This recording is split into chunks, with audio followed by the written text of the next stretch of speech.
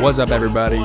Jason from JTV Life. Today, I'm going to be teaching you my Neapolitan pizza dough recipe. This is the primary dough I use whenever I'm cooking pizza in my outdoor wood pellet fired pizza oven.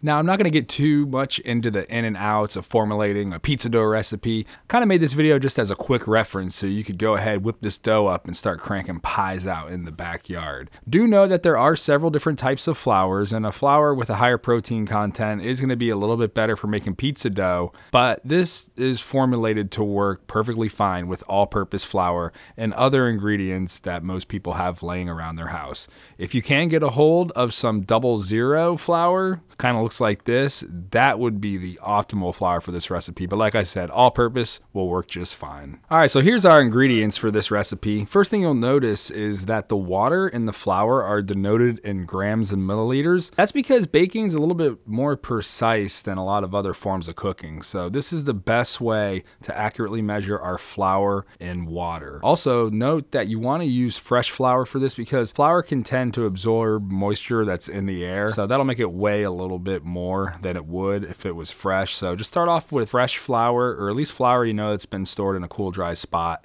and these ratios will work out just fine. So we got 666 grams of flour, 400 milliliters of water, 1/2 teaspoon of dry yeast. You can buy this bulk or in those little envelopes. 1 teaspoon of honey, agave nectar.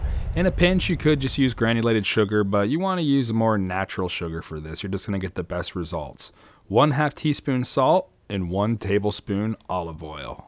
The first step to getting this dough started is making the Poolish, and you want to do this the day before you want to finish your dough and make your pizzas. Now, for those of you that aren't familiar with Poolish, it's basically a yeast starter that allows us to pre-ferment or age a small portion of our dough that we then later add back into it. And this is what's going to give our Neapolitan pizza the nice crispy outside and a lot of texture and flavor on the inside. If you've never tried this before, it's gonna blow your mind. Start off by measuring 200 grams of flour and putting them into a sizable container or bowl. Next, we're gonna whisk in 1/4 teaspoon of yeast. That's only half of the yeast the recipe calls for. We're gonna whisk it together to combine it real good, and then we're gonna add 200 milliliters of water to that, along with our 1 teaspoon of honey. Mix it until everything combines up, leave it at room temperature for about an hour, and then put it in the fridge anywhere between 8 to 24 hours before you want to prepare your dough. The longer, the better, between 16 to 20 being optimal. The next phase of creating your pizza dough, you're going to want to do about 3 hours before you're ready to start cooking your pizzas in the oven. Start by removing your Poolish from the refrigerator and let it rest on the counter at room temperature for about an hour. Then we're gonna add that into the mixing bowl of our mixer and combine the last 200 milliliters of water. Also, we're gonna add 1/4 teaspoon of our dry active yeast. Put the mixer on 2 and let it blend up the Poolish and water mixture for about 2 minutes or until the Poolish is dissolved in the water. Now we're gonna add our 1/2 teaspoon salt along with the rest of the flour, which is 466 grams. Put the mixer back on 2 and let it mix for 2 more minutes. Now we're gonna add our final ingredient, which is that 1 tablespoon of olive oil. Put the mixer back on 2 and let it mix for 8 minutes. A quick little note on mixers, they all kind of look the same, these KitchenAids, but they're not all created the same. Some of the lower wattage models are real paper tigers, and you'll overheat your motor or break the gears if you work it too hard. So if you have one of those more economical models, I recommend running it for 4 minutes at a time with a 1-minute break in between so you don't burn out your motor. After the 8 minutes, you'll see that your doughs come together nice and there's nothing on the sides of the bowl. This means the moisture is good. If it's looking a little slick, you could add a really small amount, and I mean just like a dusting of flour to get the hook back on that ball of dough and working it again. But ideally, you should have something like this after 8 minutes. The next step is going to be to simply let the dough rest. We're going to let the dough rest for 15 minutes. And what this is going to do is this is going to help all those glutens form and let that flour rehydrate a little bit more, and it'll really smooth out the dough. If you look on the counter here, I have a piece that's already been resting for 15 minutes and a piece that just came out of the mixer. And you can see the difference in the texture on them.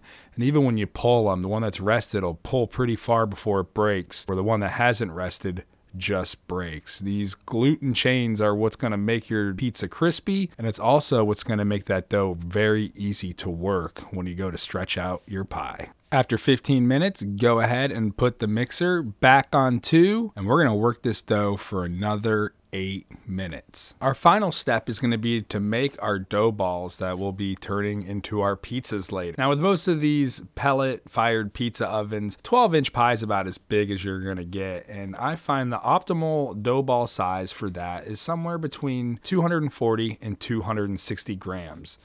Our ball right now weighs around 1,100 grams, so we're just going to divide it into 4 equal pieces, as equal as we can get it. And this will kind of be the experimentation, and you can weigh them and do all the science and see what size balls you like the most. But as long as you're between 240 and 260, you're going to be all right. Once we got our dough divided up into the 4 pieces, making the balls is pretty easy. We're just going to stretch the smooth side over and pinch it on the bottom and seal it. Now this does take a little bit of practice, and your pizza's still going to turn out good even if you don't have a perfect ball. So this will take a little bit of trial and error to get right. I do have another video on forming balls out of store-bought dough. I know I didn't get the best shots of this, but if you do want to see a video just on making balls, let me know in the comments below. The last step before these dough balls are ready to go in the Big Horn or your pellet burning pizza oven is to let them proof up.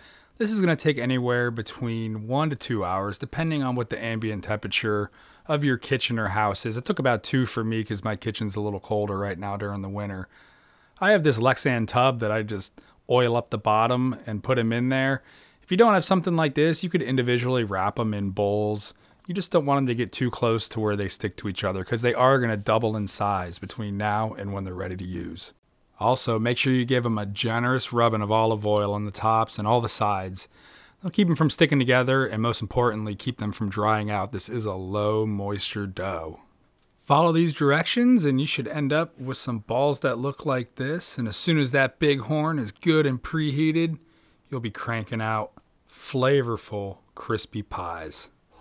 Thanks a lot for tuning in, guys, and Happy New Year. This is my first video of the year. Been doing a little bit of soul searching and really trying to niche my channel down, and it seems that these Big Horn videos are some of the most popular content I've put out, so I plan on making more. Let me know what you want to see in the comments below. Thanks a lot.